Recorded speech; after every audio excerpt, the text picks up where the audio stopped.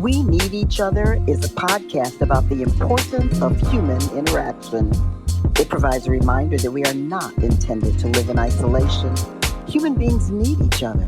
The things about another that piss you off and the things that take you over the moon are all opportunities to see through another's eyes, recognize their intrinsic value, and then look more deeply within ourselves to find the love that's always there.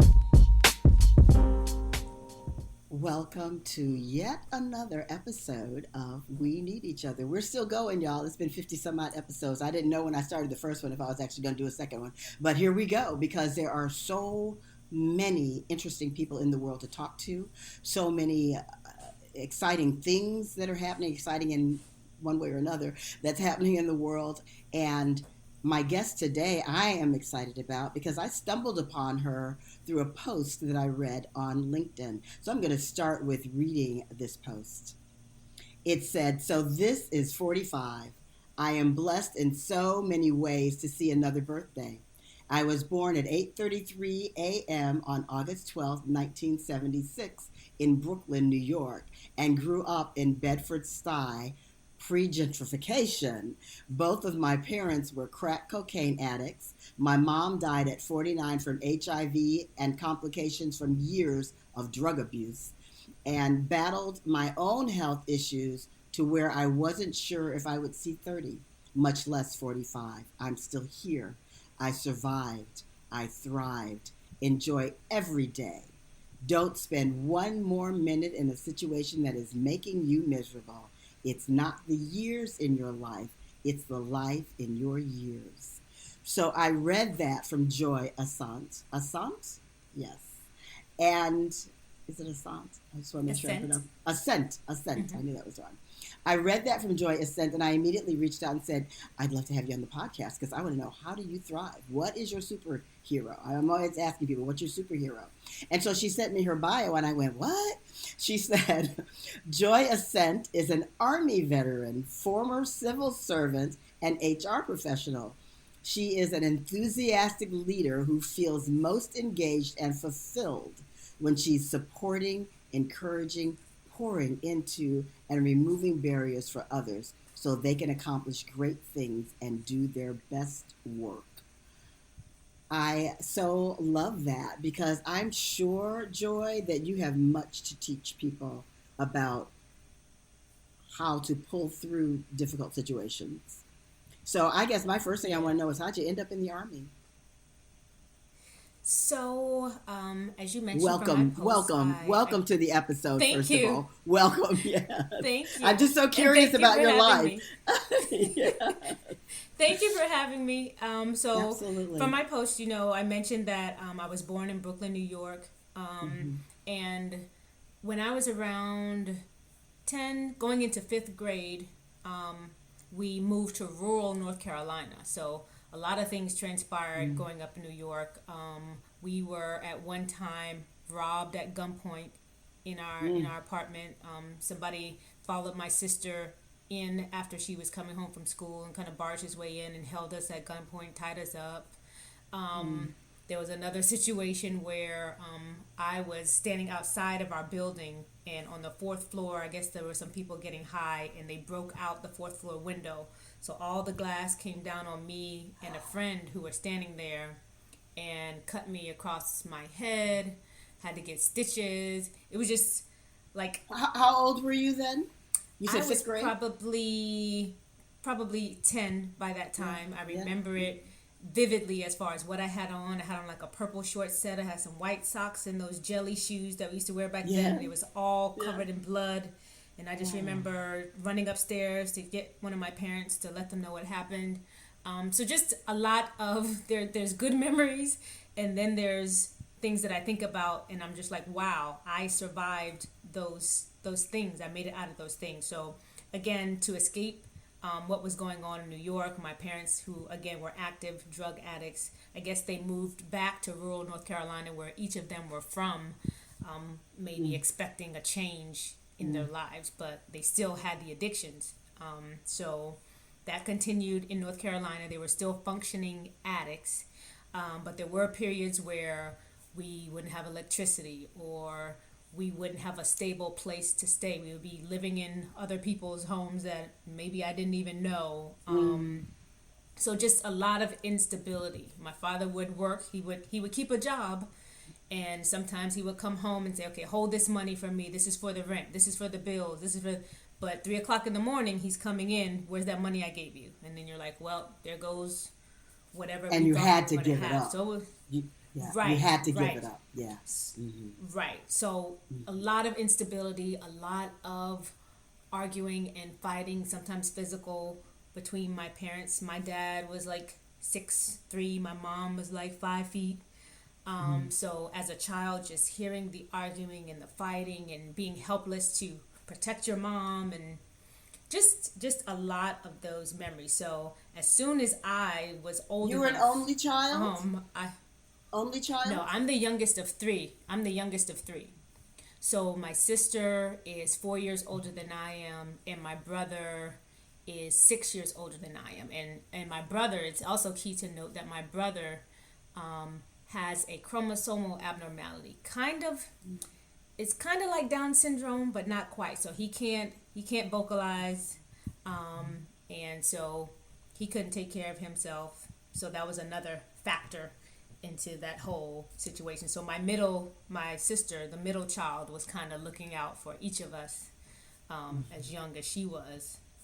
Yeah. So as soon as I graduated high school, I graduated like June of '94, July, I was in basic training. So I even did like the early enlistment to where my dad had to sign me in because I wasn't 18 yet. So that as soon as I graduated, I joined the Army just to get away. I mean, I didn't see myself being able to afford to go to college like everyone else, and I knew staying in that rural town, there was limited opportunities. There's like you work at the textile factory. No offense to people who do that, but something in the back of my mind, as early as I can remember, always said, "This is not for me. This is not for me." So at the time, the Army was kind of my escape. Wow. And so you were in the Army for how long? I was in the Army a little over 6 years. First time I was away from home by myself. First time I was overseas. And I actually got out, I think, right around the time that I met my husband, fell in love, and was like, okay, I want to know where I'm going to be. And I didn't want to be a recruiter. I think they wanted me to go to school to be a recruiter, and I wasn't too keen on the uncertainty of that. So I got out in 2000 and was fortunate enough to be able to transition to the same job but as a civilian, in the same organization. So that started my civil service career once I got out of So the I'm Army. curious, you went into the Army really as an escape from life, as a this is an answer for me.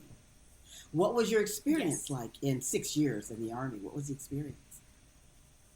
I think I was fortunate with my experience in the Army.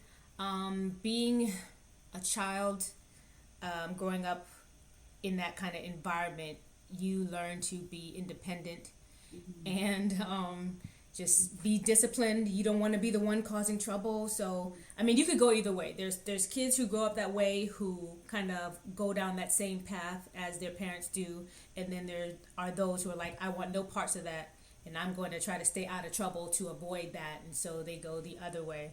And so I went the opposite way in, I think I fit right in with the Army. I'm a rules person. I like to follow the rules and know what's expected of me.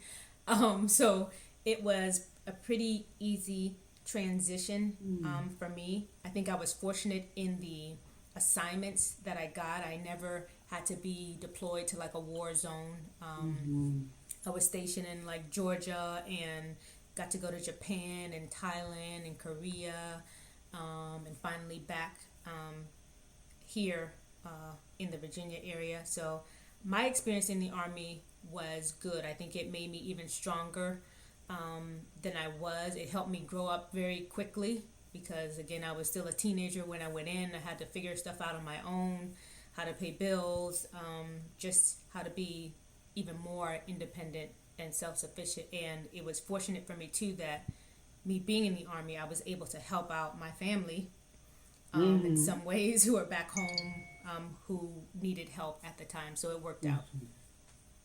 So, I always say, well, because I do like wellness counseling with people, intuitive counseling, kind of a mental health kind of thing Mm-hmm. with people. And I always say that as devastating as one's beginnings may be, if using the opportunity of those beginnings, they're like the perfect thing to create in you who it is that you're meant to be.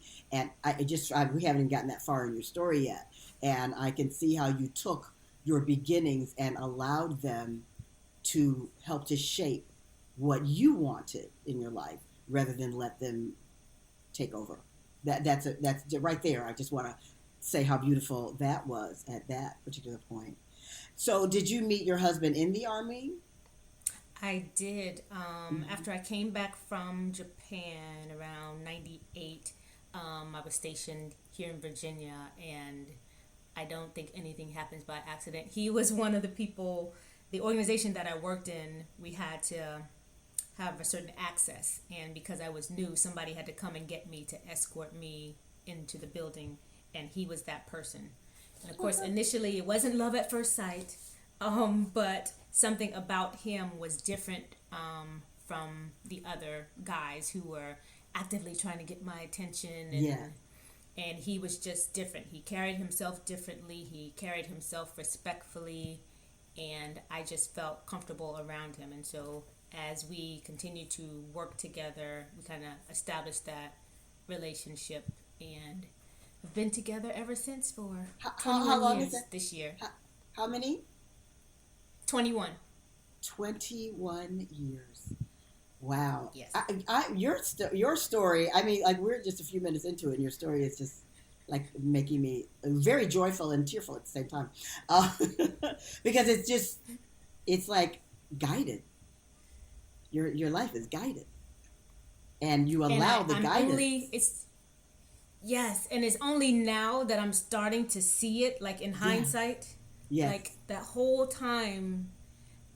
So yeah, Yeah. it's crazy, but I It's know beautiful. now that it was ordained. Yes. And we normally don't see it except in hindsight. That's how we see it when we look back, Right. So Yep. you refer to yourself as an extroverted introvert, which that kind of sounds like, oh, that sounds like me. But what do you mean when you say that?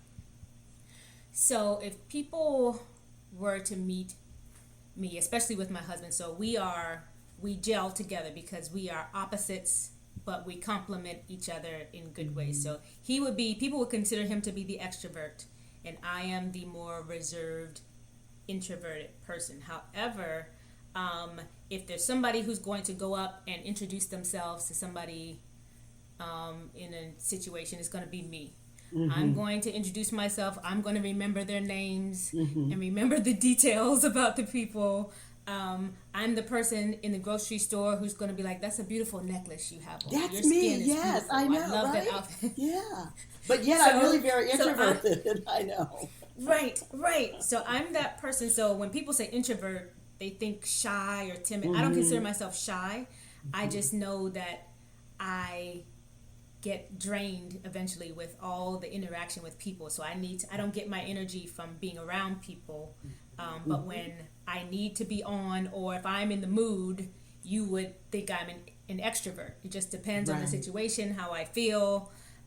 So that's what I mean when I say an extroverted introvert. I don't consider myself to be what people would typically consider an introvert. And I think Mm-hmm. the more comfortable I am, the more you will see of me because I'm a very private person. Mm-hmm. But I find that balance because I feel like I feel like something in me connects with other people. And again, that's another one of those things that I'm still discovering. Like people have said, you have a presence or you have a certain way in a room that I'm not even mindful of, but they'll tell me after the fact. So again, it's something I'm still Mm-hmm. trying to be mindful of and tap into. But yeah, I feel like I can go either way. But again, at the end of the day, working in HR all day, once I get home, my husband knows I'm going into the Yeah. cocoon to recharge. And I'll be Yeah. back Yeah. in a few minutes. Well, and I think many years ago, someone asked me because I was being very quiet. I was in a group of people and I was just being very quiet, and they've seen me other ways, and they're like, why are you so quiet? I said, because I like it in here. Like there's a peaceful, like Right. calm something inside, Right. and I just like touching it sometimes. And that's how you do recharge. Yeah, that's how we recharge, is that we have to go inside to connect so that Right. we can be that thing outside. It's beautiful that you And we can understand that still be about having a yourself. good time. Right. Yes. We're still having a good Yes, time exactly. with all the Right. excitement and still being quiet. But it's hard for other people to understand that. To understand. Yeah, I get you, Yeah. fellow Leo. Yes. Yes, you just had a birthday. I just had a birthday. I love it. Yes. So you mentioned HR. So how'd you get in HR? So, What after an interesting life you've had. I Oh, joy. I finished my time in the Army, and then I was fortunate enough to be able to transition from the role in the military to do the same job as a civilian in the government. And so I was working in national security policy for total close to 20 years, writing policy for Department of Defense, Department of the Army, and I had moved up fairly quickly within the government compared to people in my age group, my ethnicity. So I had made it to GS 15, which is the highest numerical level for a government civilian, and had become a leader of leaders. And I felt like the further I got away from the parts of the work that I like to do, the less I enjoyed it. And it became more stressful. And so while I was trying to tap into and still lean into the parts of the work that I liked, which is the people, helping people, the people interaction, it still wasn't meeting my need, and I still kept feeling like there's something different I should be doing. I should be doing something different. But then your mind is like, okay, you have this good government job. Do you know how many people will never make it to GS 15, much less a black woman? And the role that I left when I left the government, I was the first black woman to be in that role, and especially at the time I was under 40. So that was no small feat. Again, another thing that I realized in hindsight. Then I was just Yes. like, it's another Yes. job. I made it. I'm just doing what Yeah. I'm supposed to do. But again, even all that considered, I was at the point where I wasn't feeling fulfilled. I was working in the Pentagon, and it started to get to the point where Sunday nights I was dreading going back into the office. And I just decided that I can't keep doing this. But you're battling the fear of the unknown, because I didn't know what I wanted to do. It would be different if I was like, well, I want to be an author, I want to leave and go write a book, or I want to start a business. I was like, I don't know. And people were like, what's your passion? I don't know. I don't know what I want to do. I just know it's not this. And so ultimately I had the talk with my husband, and instead asked him, if he would be okay with me taking some time away. Initially I thought it was going to be like a year, and he was okay with it. And so I just left December 26th, 2016. Oh, wow. I left the government, no job lined up. My coworkers thought I was crazy, but at the same time envious, like I wish I was brave enough to do it.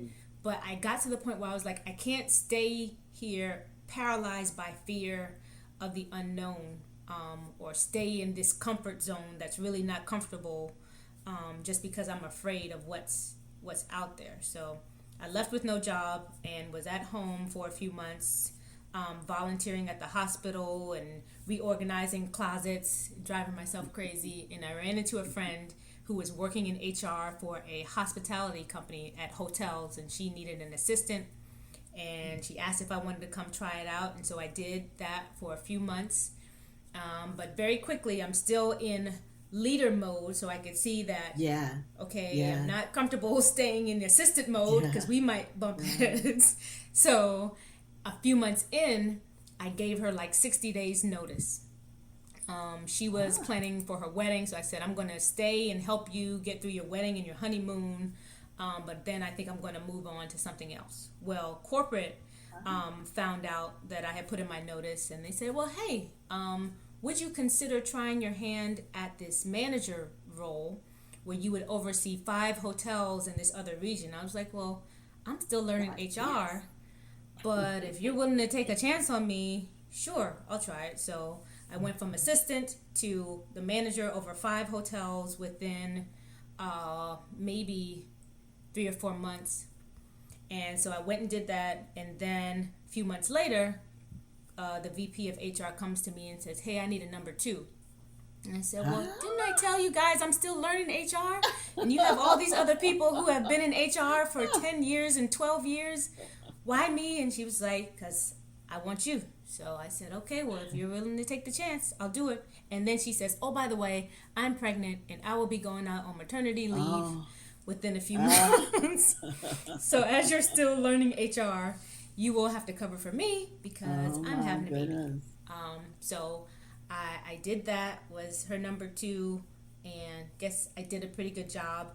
So much so that she got comfortable and had another baby back to back. And so I covered for her for another maternity leave. So that was my first HR role, working in hotels with a lot of hourly employees, dealing with a myriad of employee relations issues. But it also, again, helped me see which parts of HR I was starting to feel more comfortable with and which areas I wanted to learn more about. So that's how I got into HR. So, what I hear from you is in the Army, as a Black person and a woman, you felt treated well. You were treated well. I Yeah. I was. It was a little different because in the army, we're in uniform. They're Right. going Yes. off of your rank. So my experience was that I can't think of any issue where my ethnicity or my gender was an issue. Were there situations where, in hindsight, again, people may have been inappropriate? Yes, there were a Mm-hmm. couple of Mm-hmm. those, Mm-hmm. male leaders Mm-hmm. who did not act the way they should have. But it's one of those situations where, again, you step back and look at it and we're like, okay, that wasn't okay. But Mm-hmm. nothing to the extreme. In the civilian world, when I became a civilian, took the Yes. uniform Right. off, the field I was in was predominantly older white male.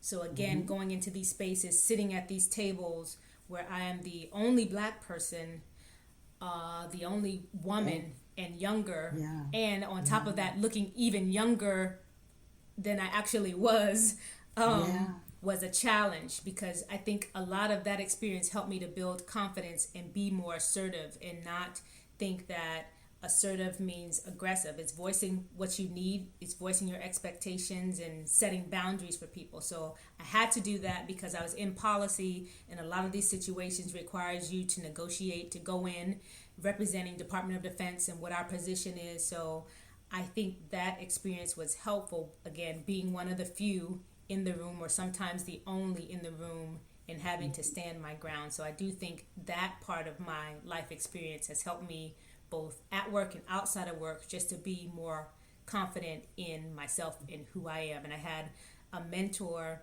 who was an African American, a Black man, in one of my organizations, remind me, like, when you go into these meetings, you take a seat at the table, and you should always have something to say. Don't assume that you need to sit on the Yes. side because you assume these people are higher grade or higher rank than you. If you're representing us, go in there, take your seat at the table, know what you're going to say, and do that with confidence. And I took that with me in that situation and situations going forward. So I'm one of those people that I may not say a whole lot, but when I choose my words carefully, and when I speak, I'm intentional about Mm-hmm. what I'm going to say.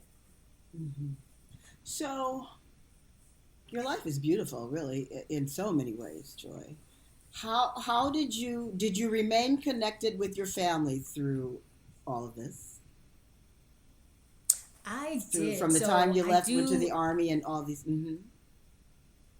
absolutely. Mm-hmm. I do want to say so. Mm-hmm. We all moved as a family to North Carolina. Once we got to North Carolina, my parents stayed together for a bit, and then they ultimately separated. My mom kind of got further out there. My dad was still using, but he was still functioning. So yes, stay connected. My brother ultimately went to kind of an assisted living kind of facility for people with Mm-hmm. situations like his, because my Mm-hmm. parents weren't able to take care of him. Sister is too young, so he's there. He's still there and doing well. My sister is still in North Carolina. She's doing well. So yes, we stay connected. My mom, again, when I was away, didn't have a whole lot of interaction with her. But I do want to say, again, another Yes. blessing in the situation, Mm-hmm. despite how crazy and unstable and dysfunctional the situation was. Our parents never abused us. They may have been a little neglectful at times, but there was no intentional physical or emotional abuse, if that's even possible in that scenario. We were never molested, or I just think of the situations with like strange people Yes. in the house and your parents not always around, and we were fortunate that none of us were harmed in that way. And I know throughout that I was never angry at my parents. I was always kind of sad for them and just disappointed that I couldn't just have normal parents like everybody else. But I knew in my heart that how they were was a result of how they were brought up and the demons that That's they it were right battling there. from their Mm-hmm. upbringing. My dad was a Vietnam vet, Mm-hmm. so dealing with It's a PTSD thing I say and to dealing clients with all the his time. upbringing of being Everyone, the only boy and everybody, seven no matter children and what his their dad behavior never telling looks him he like, loved is him, and doing the just best so that they many things. So can I could never like at the be time. angry at It may them. you may think My they could heart do just hurt better, for them but because they're I doing knew they the were each best that they are battling able with to their do own in that issues moment, no matter how that I horrific couldn't it may save look them to from, someone else. and And they so, were what a beautiful unfortunately thing, doing the though, best Joy, that that they knew you how, had that based kind off of of recognition how they came up. within you from childhood. If you know, And it's it's the thing I that say to clients all recognition the and that time. from Everyone, my perspective, everybody, no no matter matter what their behavior perspective looks but that like, it's is that doing the recognition best that they and that can connection at the that time. you always had It an may, awareness you may think of they could do that better, has carried you through but they're doing the to best this that they are point able to to do have a in husband that who moment, just no matter happened to how show up to horrific it may escort look you, to someone else. and And now so, you've what a been beautiful married thing, for though, 21 Joy, years, that and you do you have children? Had that kind of recognition within no children, you okay. from childhood, and it's that recognition and that from my perspective. It's my perspective, but it's that recognition and that connection that you always had an awareness of that has carried you through to this point to have a husband who just happened to show up to escort you, and now Right. you've been Right. married for 21 years, and do you have children? No children. No children. I think, Okay. so. I've never been one who was like, I don't want to have kids. I was going either way. It was like, if I have them, I have them. If I don't, I don't. And for us, it just worked out. Well, at one point when we initially got married, we were like checking in. You want kids? Nope, I'm good. You good? We're good. Yeah. So we weren't pressing it. We got to a point where I think some of our friends, a lot of our friends were getting pregnant. So then we were like, well, do you want to try? And of course, around that time, I found out that I had liver disease. And I found out because I had started the birth control patch and I got jaundice. And the doctor was like, okay, this is weird. Why would you have acute jaundice from the birth control patch? And so they did tests, found out I had a liver issue and my liver was scarred. And it was like scarred at stage 3 of 4 to where it could start turning into cirrhosis. So to make a very long story short on that end, for years I was taking medication, doing clinical trials, trying to get better. And then ultimately in 2017, my liver kind of recovered. There's a test that they do to check the level of scarring. And in 2017, before I was at stage 3 or 4, and in 2017 there was zero sign of scarring. So again, you another say that you love situation supporting, where encouraging, and God pouring showed into, Himself. removing But I barriers say all that for to say people. that because I was You dealing with certainly that are the issue, I didn't want perfect to person to risk be able to help trying people to through have that. Do children they? when I Yeah. Do wasn't people appreciate like the really value pushing of what for you're that. bringing It to was them? just I was going to try I just bet to they try. do. So no children, but we have nieces and nephews and godchildren that we love on, and we don't feel like we're lacking in that area again because neither one of us was really hard pressed to have children. So you say that you love supporting, encouraging, and pouring into, removing barriers for people. You certainly are the perfect person to be able to help people through that. Do they? Do That would people be me. appreciate the value of what you're bringing to That's them? me. That's my life. Yeah. I bet they do. I I say sometimes they do, and sometimes I'm not sure. Again, as I've gotten older, I am starting to appreciate more about myself. And again, I'm that person that people call not necessarily always to check on me, but to offload. Well, let me tell you what happened today. I may not get a word That would in be me. edgewise in the conversation. That's me. Except That's for my hello. life. Yeah. And they're like, okay, I gotta go. And so the part of me that wants to be there and support people is like, okay, well, at least they got that burden off their chest. I mean, they dumped it on me, but When you say expose I was able to them, help what do them you through mean? that. What do you But mean? I think I am blessed when you with say an expose ability to empathize with people. And I feel like people can sense that I'm being genuine. And I can see how that plays out in good ways and maybe not so great ways, because I feel like people who feel like I might expose them tend to shy away from me. And that may be a good thing if they ultimately... When you say expose them, what do you mean? will. What do you mean when you say When expose people them? aren't being their authentic selves, and because I am an introvert, because I may not say a whole lot, especially as I'm getting to know you, some people aren't comfortable with that.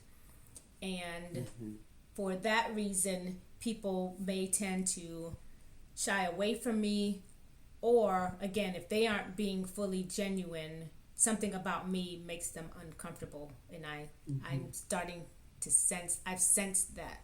But I do feel like my introversion helps me to be a good listener. Yes. I pay attention to people. I try to get to know them on a deeper level.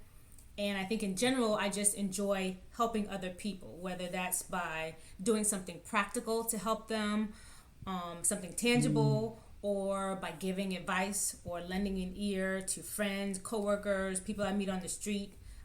Like I said earlier, I like to make people feel good. I like to make people smile. And again, I'm that person that will come up to you in the grocery store and tell you how great you look and mean it. Yes. And so I think in a lot of ways, I'm still discovering who God created me to be. I feel like I agonized for so many years about what is my purpose. And you know, you look on social media and you see all these people doing these great things and starting businesses and they're public speaking. And it's like, okay, God, what am I supposed to be doing? And in my journey over these recent years, He is saying, okay, start with being you. Be a light so that others can see Him in me. And remember that I am here to fill a joy-sized hole in the world that only I can fill. So nobody else can be me. And I shouldn't be trying to be anybody else. And I'm seeing the more that I tap into that the more I am being a blessing to others. I had an example of that just today at work, where there was a situation in a meeting where some folks, I'm still new in this particular HR role, and some folks who are very passionate about their points of view were kind of talking over me as I was trying to make my point and put out some information. And you know, in the moment, you don't have the right words to say, and then you think later, well, I should have said that. But we had the next meeting this week, and I started out by kind of setting my boundaries and ground rules and just saying, here's my expectation. I know you guys are getting to know me, but if we're going to have a conversation, let me speak first, and then if you have questions or if you want to have a dialogue, we can do that, but you can't talk over me while I'm trying to disseminate information. I understand you're passionate about it. So long story short, during this meeting that is virtual, one of the women who is seasoned and probably well established in her role emailed me and said, thank you. She said, your courage in sharing your boundaries at today's staff meeting was very empowering. I have not had the courage to be as forthright in similar situations. And will take a page from your notebook. We live in a society where it's little things like that for mental me health is a huge keep me issue. going, because it's a reminder that somebody's always watching you. It is a huge issue for our Black people. And so you never had to go through any me, kind of counseling therapy or anything for yourself. Say, well, I can do that too. I can speak up for myself too. So I'm trying to be more mindful of those situations. So we live in a society where mental health is a huge issue. Seems more now than ever. It is a huge issue for our Black people. You never had to go through any kind of counseling therapy or anything for yourself, correct? Yes. I did not, but I absolutely should have. And now I have reached out to a therapist that I start working with. Actually, tomorrow is our first official session. Because again, I feel like we should have an outlet. And you talked about mental health. One thing that I didn't want to do with that post, of course I thought about it afterwards, is like oversimplify my situation. Say, well, if I did it, you can do it too, and everything is going to be roses and daisies. I think that people should know that it's absolutely okay to feel discouraged or upset or fearful. It's okay to feel your feelings, because life is hard. And I don't want to make my story seem like, well, all you got to do is pull yourself up by your bootstraps and stop complaining and whining and everything will be great. No, there's real life obstacles. There's real life barriers for people. There's real life mental health issues that people need to get taken care of. So I would say it's okay to feel how you feel and acknowledge how you feel. But if at all possible, don't stay in that place. Leverage your encouraging friends and family if you have them. If you need to seek out a mental health professional, that's absolutely okay, because in our community, in the Black community, there's still unfortunately that stigma that we don't need to get help and that we're crazy if we go see a therapist. It's okay. If you believe in God, talk to him and be real about your feelings.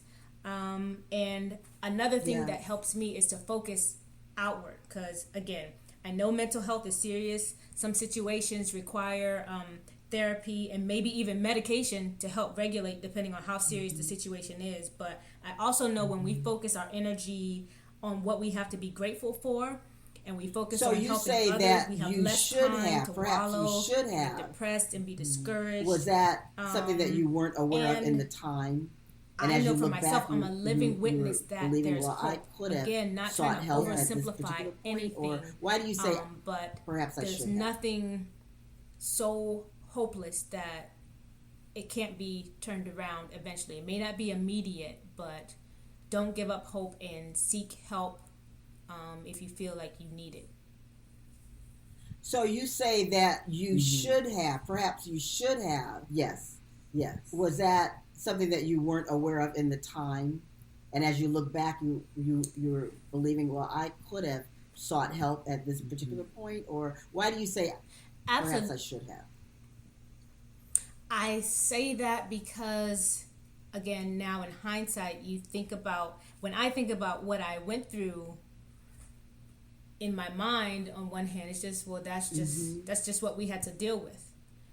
But that was trauma. That was, there was so many traumatic experiences interwoven in my experience that I see how they affect me today.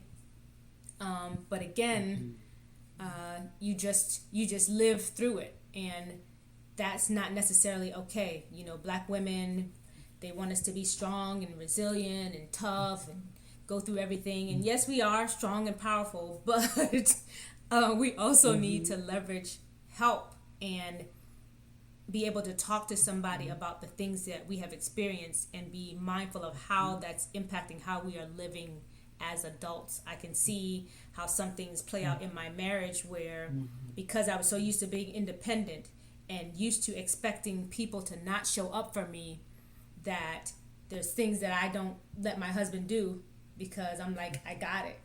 And so I have to remind myself to let him do things for me as my husband. So it shows up in different ways. Relationships with friends where I'm still somewhat guarded because growing up, you couldn't have close friends. They can't come over to your house and see what your house looked like, or if something crazy is going on at your house. So you kind of put those walls up, and then you don't realize it until you know, your story is beautiful. How your it's to me, it's like it's exactly the way life is supposed to be. I might think I'm being open and candid. You but have some of devastating my friends are like, hardship. you still have a wall up. There's still things there about are people you who that have I worse don't stories, know. or people who have better. And it's not necessarily intentional. But what you came through was not difficult, and you could have gone a completely different way from the way that you did. But it felt like you always had something that you connected to inside of you.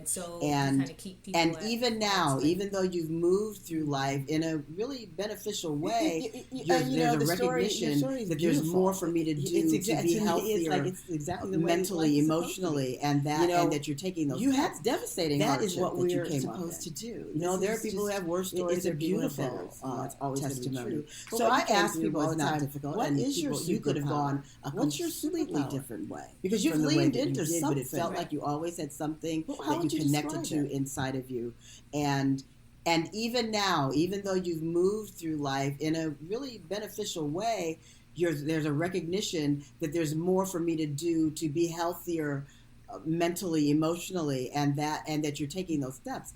That is what we're supposed to do. This is just, it's a beautiful testimony. So I ask people all the time, what is your superpower? What's your superpower? Because you've leaned into something. Well, how would you describe it? I think now, again, I would say definitely my faith in God. When I was younger, my grandmother used to talk about God and pray and make us go to church. So I didn't have a full appreciation back then. But as I got older and had my own relationship with God and went through my own experiences where I know only God brought me through that, I would definitely say that my faith is key. And I think that's key. I think, again, having good people to support you. My husband is great. Again, I'm the introvert. He's the extrovert. He's a clown. So it's good to have somebody to keep you laughing and keep you focused on the positive, because sometimes I can go straight to doomsday. And he's like, well, no, think about this. Consider this. It's not as terrible as you think. So leveraging or having a support system who can keep you positive. And then I think just staying grateful, even in the situations where you feel like it's not ideal, there's always something to be grateful about. And again, I'm not saying don't acknowledge how you feel or ignore your feelings or have this toxic positivity, but there is something that you can focus on to be grateful for in your situation. So I think that combination of things is what has kept me strong, and just me continuing to be on this journey of trying to be the best me and figure out why I'm here on this planet. Why did I survive all of this? There's a reason for it. It didn't just happen just to happen. That's right. There's a reason for it, and I have to share that story. So that was another piece of me just being reluctant about even sharing my story. So you're writing a book? And my husband would tell me all the time, you have a story to tell, You're like, no. And I'm like, well, everybody's gone through stuff. But again, You have gone through your situation for a reason, and only you can tell your story. And other people need to hear that to encourage them and to help them get through whatever they're but what you're selling, can be kind of and it's not even that you're not selling. What you are exemplifying is the way that we are intended to live life. I am not writing a book. To me, You're like, no. I say to my clients all the time that there is a divine activity that's always we don't always understand. I'm not selling anything. I'm not an entrepreneur. I'm just a regular like what's HR happening lady. in the world right now. It's live hard my to life. understand. I see it as but what you're selling, and it's not even that you're not selling. What you are exemplifying is the way that we are born. And so I see that you, Joy, were born at this time to be the light. I say to my clients that we are here to be examples. That there is a divine activity that's always exactly what you are. And we don't always understand your life. But I can see from the broad it has happening, like what's happening in the world of what you've just explained to us. I see it as you are a shining example and a way of the way that dying are to live life, and there's something new and to live life more. And so I see that you to be a beneficial at this time, to be the light, Joy, Assent, you are that we are here to be examples in the world. And that is the absolute truth. That is exactly what you are. I don't know all the details of the details of your life, but I can see from the broad book or somebody discovers you and that of what you've just explained or whatever it is. If I'm telling you, if I was that person, I'd want to do a movie about you. You are a shining just explained of the way that we are to live life. I would say a majority of people to live life more fully. What you want to be a beneficial presence would go a different road. Joy, Assent, what you've done is not what the majority of people do. So that is the absolute truth. Just breathe that in. Keep doing what you're doing. Truly, whether you write a book or somebody discovers you and keep going inside, do a movie about you or whatever it is. If I'm telling you, if I was that person, I'd want to do a movie about your life. Keep doing what you're doing. What you've just explained. And God bless you that you have such a wonderful husband, partner in life. That's I would say a majority of people that I'm so happy for you. I'm so happy that I've met walked through in childhood. Would go and more people need to meet you. More people need to know what you've done is not what the majority of people do. So, and it's ongoing. It's not over. Doing what you're continuing. I can't wait to see what happens next. Just keep going inside. Yeah, and speaking from there. Yes, that's what I started.